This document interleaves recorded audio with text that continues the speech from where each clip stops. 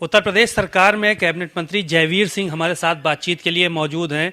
आज तमाम मुद्दों पर हम उनसे गुफ्तगू करने वाले हैं, चर्चा करने वाले हैं। सर, राहुल गांधी की भारत जोड़ो यात्रा उत्तर प्रदेश में आ चुकी है। सभी राजनीतिक दलों के लोगों को उन्होंने न्योता दिया था, सभी ने शुभकामनाएं दी हैं। इस यात्रा को किस तरह से देख रहे हैं?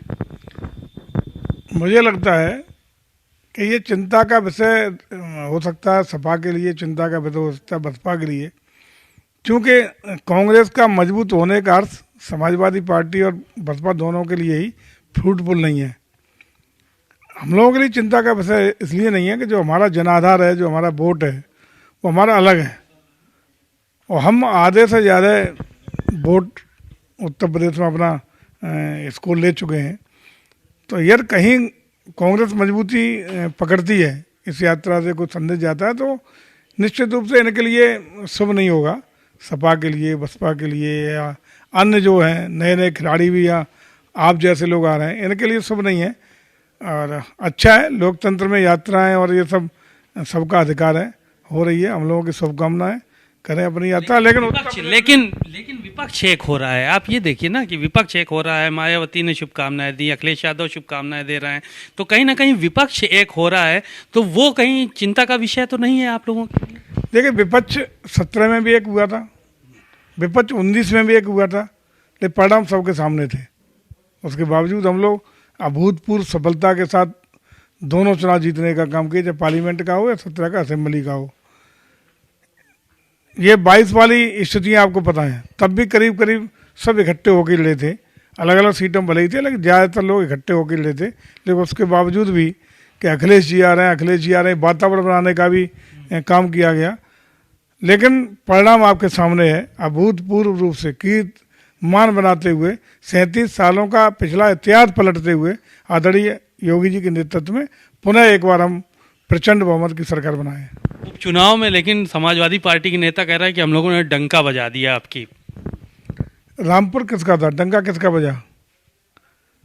ये सही है कि मैनपुरी उनकी सीट थी और मुलायम सिंह जी के प्रति लोगों की सहानुभूति तत्काल उनकी अंत्येष्टि की जो उनकी अंत्येष्टि स्थल था, उसकी मिट्टी ठंडी नहीं हो पाई, तब तो चुनाव आ गया। लोगों में उनके प्रति अच्छी भावना थी और मुझे लगता है कि सब लोगों ने श्रद्धांजलि दी, तो मैनपुरी जनता ने भी श्रद्धांजलि देते हुए ना सफलता अर्जित देने का काम किया है। एक सवाल ये था कि आज मुख्यमंत्री योगी आदित्यनाथ बाहर जा रहे हैं, मुंबई दौरे पे जा रहे हैं, इन्वेस्टर मीट को लेकर तमाम लोगों से मुलाकात करेंगे। मुख्यमंत्री के इस दौरे को कितना साजगार मानते हैं आप उत्तर प्रदेश में इन्वेस्टमेंट के लिए? देखिए, पहले तो हम बधाई देना चाहेंगे आदरणीय मोदी जी को। इससे पहले चाइना एक निवेशक डेस्टिनेशन हुआ करता था पूरे वर्ल्ड के लिए, जो मुख्य चाहे जापान हो, कोरिया हो, अमेरिका हो, या जो ऐसे देश थे जिनके बड़ी बड़ी कंपनियां, निवेशक ग्लोबल रूप से अपना इन्वेस्टमेंट करते थे, उनकी पहली पसंद चाइना हुआ करता था। आया कोरोना, कोरोना के बाद परिस्थितियाँ बदली और परिस्थिति बदलने के बाद चाइना की आज स्थिति ये हो गई है कि ज़्यादातर बड़ी बड़ी कंपनियां और बड़े बड़े देश अपना जो इन्वेस्टमेंट है वहाँ से बाइंड अप करने का काम कर रहे हैं। दूसरा डेस्टिनेशन, चूँकि उभरता हुआ भारत, ग्लोबल रूप से बहुत मजबूत भारत, और इसने ग्लोबल रूप से जो एक अलग नई ख्याति पाई है, नई पहचान पाई है और ग्लोबल लीडर के रूप में आदरणीय मोदी जी की नई पहचान हुई है, उसके बाद चाइना से बाइंड अप करके लोग भारत में अपना निवेश करना चाहते हैं। ये हम लोगों ने विदेश की धरती पर जब गए तो ये महसूस किया। चूँकि 17 से पहले उत्तर प्रदेश का एक बीमारू राज्य के रूप में पहचान थी।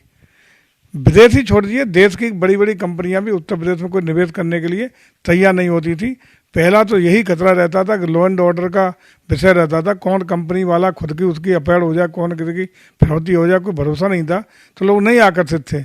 लेकिन 17 के बाद जिस प्रकार से योगी जी के नेतृत्व में उत्तर प्रदेश में लॉ एंड ऑर्डर का इशू हो, लैंड बैंक देने का इशू हो, ईजी बिजनेस करने के लिए विषय हो, तमाम जो कानून ऐसे थे जिनसे इंस्पेक्टर राज और लाल फीता शाही हावी रहती थी, व्यापारी और उद्योगपति परेशान होता था, उसको ख़त्म करने का विषय हो, या विभिन्न जो हमारे क्षेत्र हैं उनमें औद्योगिक विकास और निवेश की अच्छी परिस्थिति बनाने के लिए सरलीकरण करने का विषय हो, इंसेंटिव देने का विषय हो, तमाम सब्सिडी देने का विषय हो, ये वातावरण उत्तर प्रदेश में बना है। अब जब हम लोग विदेश की धरती पर भी गए तो वहाँ चर्चा है कि हम अगर हिंदुस्तान में पहली पसंद उनकी है ही बन रहा है तो उत्तर प्रदेश, पहले वो केरला को पसंद करते थे, महाराष्ट्र को पसंद करते थे, गुजरात की तरफ जाते थे, लेकिन यूपी को अब एक बड़ा मार्केट की ओर देख रहे हैं, उपभोक्ता बाजार भी, क्योंकि दुनिया का सबसे बड़ा एक देश उत्तर प्रदेश है, 25 करोड़ की आबादी वाला प्रदेश, जहाँ बहुत बड़ा उपभोक्ता बाजार है, इसकी ओर आकर्षित हो रहा है विदेशी निवेशक। तो हम विदेश से भी निवेश लाने में सफल हो रहे हैं और देश में भी तमाम बड़ी बड़ी कंपनियां और निवेशक हमारी ओर इन्वेस्ट करने का मन बनाए हुए हैं। उसी क्रम में आज आदरणीय योगी जी बॉम्बे जा रहे हैं और हम समझते हैं कि बड़ा एक ये इन्वेस्टर समिट जो ग्लोबल रूप से 2023 में फरवरी में होना है, ये बड़ी उपलब्धियों का होगा। इससे औद्योगिकरण के लिए, प्रदेश में निवेश की संभावनाओं के लिए और बेरोजगारों को रोजी रोटी देने के लिए, प्रदेश के औद्योगिक विकास के लिए ये मील का पत्थर साबित होगा और ये समिट जो हो रही है ये ऐतिहासिक साबित होगी, ऐसा मैं भरोसा है।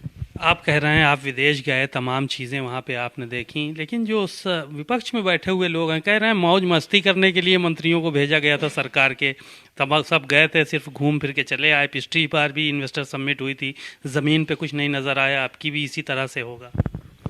देखिए, उन लोगों को धरातल की सच्चाई जानना चाहिए। लोकतंत्र में ठीक बात है कि विपक्ष को उनकी अपनी बात रखने की, क्रिटिसाइज करने का अधिकार है, लेकिन मैं समझता हूँ कि सकारात्मक भाव अच्छे कामों में प्रदर्शित करना चाहिए। अगर सरकार अच्छे काम कर रही है तो उसमें सरकार की प्रशंसा होनी चाहिए, क्योंकि उत्तर प्रदेश का विकास होगा, उत्तर प्रदेश में निवेश होगा, उत्तर प्रदेश का औद्योगिकरण होगा, उत्तर प्रदेश का जीडीपी बढ़ेगा और अन्य विकास की योजनाएं धरातल पर उतरेंगी, तो ये प्रदेश का विकास होगा। राजनीति सेकेंडरी है, सरकारें आती रहती हैं, जाती रहती हैं, जनता का निर्णय आता रहता है, जाता रहता है, लेकिन उत्तर प्रदेश से विकसित होगा तो उसमें ये बाद की बातें कि कौन करा रहा है, सपा, भाजपा, बसपा, कांग्रेस, ये सब बहुत बाद की बातें हैं, लेकिन उत्तर प्रदेश का विकास कोई भी करा रहा है तो इसके लिए विपक्ष को सहयोगात्मक, रचनात्मक रवैया अपनाना चाहिए। और आदरणीय योगी जी के नेतृत्व में जिस प्रकार का वातावरण उत्तर प्रदेश में औद्योगिक डेवलपमेंट के लिए और निवेश के लिए बन रहा है, प्रदेश लगातार तरक्की की ओर अग्रसर हो रहा है।